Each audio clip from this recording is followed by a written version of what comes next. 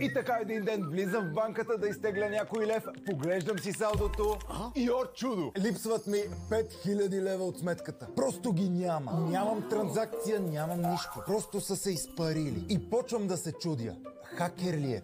Какво е? Питам служителя, той пита шефа си, следва проверка и... Тито, имате запор за 5000 лева. Което значи, че ме съди за минимум 10 пъти тази сума. Налагам запор върху всички сметки на длъжника Станислав Царов за сумата от 5000 лева. Запор, т.е. аз ги нямам тези пари за години напред, в които ще се точи делото. И си казвам следното. Що за закони, ако на някой тези пари не са му за дюнер, а са му за операция? Само защото някой го съди, тогава да умира ли? И така няколко дни по-късно си взимам документите, отварям ги и разбирам 3 неща. Първо, не ми търсят 50 000, а близо 100 000, като сметнем лихвите от извършеното от мен престъпление насам. Второ, съдиме един от най-богатите и влиятелни хора в България.